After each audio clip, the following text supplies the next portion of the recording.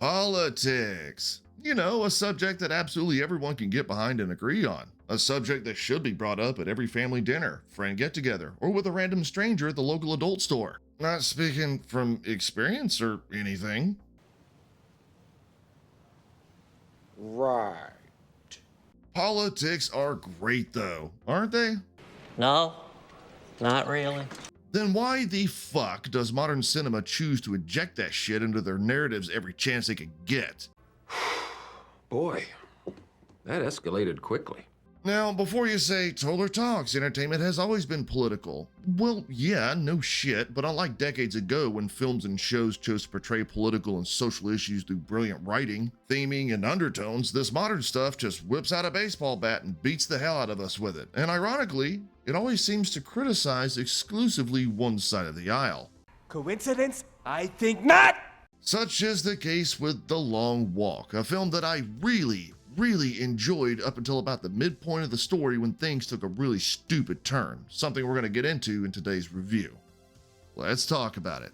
Say what again? Say what again? Say what again? Say what again? Now, just to give you all a heads up, this review will have spoilers, but I'll warn you before they happen and I'll give you a time code to skip to if you decide you want to go and check this thing out.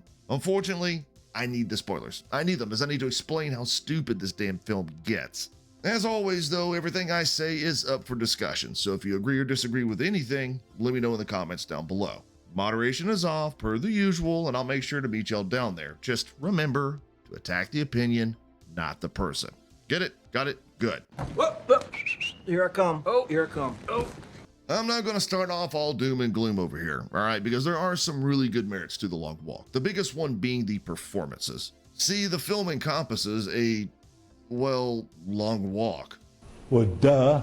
Which is framed in this Hunger Games-esque manner where 50 young boys, all from different backgrounds, cultures, ethnicities, and religions, are challenged to walk as long as they can in the hopes of winning riches beyond their imagination.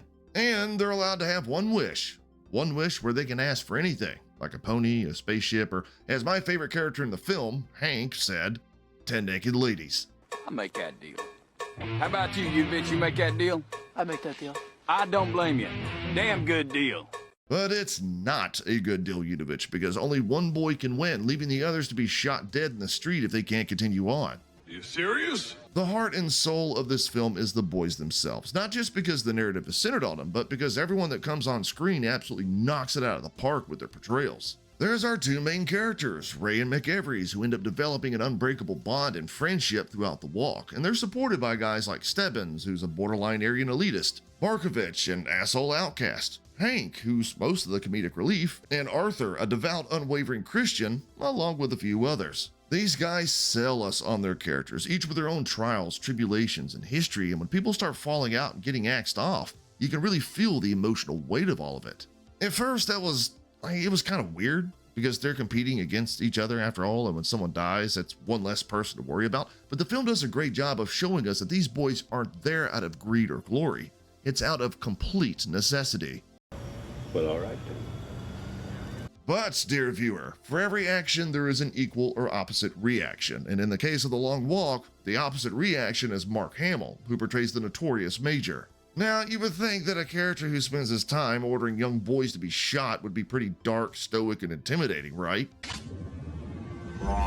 Nope, the Major is laughably cartoonish, opting to sound like something out of a Saturday morning kids show, always yelling about the boys having sack and grit through his bullhorn instead of being an ominous, threatening game master like he's set up to be. I mean, I'm a U.S. Marine, right? You guys know that. And I've never seen or heard of a major, or any officer for that matter, acting like an absolute idiot like Hamill does. What should be some pretty tense moments, especially after one of the boys goes down and everyone is letting that moment sink in, ends up being cut off abruptly by whatever stupid shit the Major has to say.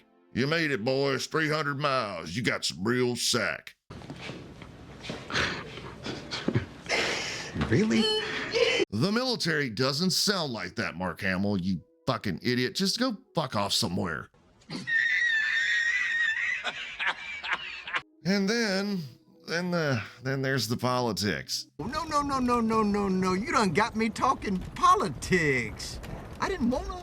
So it's evident that the long walk takes place in the United States during a time of authoritarianism, because the film starts alluding to the fact certain books, music, and bits of entertainment aren't just banned, they're referred to as the old ways, which was an element that I really liked. But naturally, we can't just let the politics simmer and allow people to arrive to their own conclusions. We gotta start swinging the old Hollywood hammer around, because the film takes a steep dive into shit like patriotism, pledging allegiance to the country and state, media manipulation, militarism, and capitalism, all of which are aimed in a way that they're specific shots at one side of the aisle. What do I mean by that? Well, tell me. Which side of the political spectrum heavily believes in being patriotic, singing the national anthem, and proudly wearing the American flag? Do you get what I'm saying?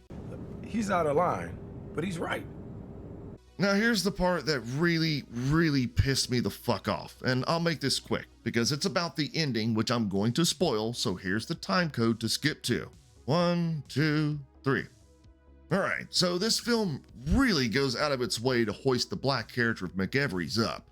When everyone else is falling asleep or getting sick or shitting themselves or even literally walking on their ankle because their foot's almost torn off, McEvery's is just fine. He never has any issues, like nothing at all. The guy is just strong and stoic 100% of the time, to the point we don't even see him get a cramp, for God's sakes. And it's all explained away because he's had like a rough life or something. Yeah, okay. I'm sorry, I'm allergic to bullshit. The biggest slap in the face, though, comes at the tail end of the film, when everything up to this moment has suggested that Ray is going to win. And even though I had my issues with the film, I was truly rooting for him to. And he just doesn't. He lets McEvery's win, sacrificing himself at the very end, even though McEvery's has made it perfectly clear that he has nothing to live for.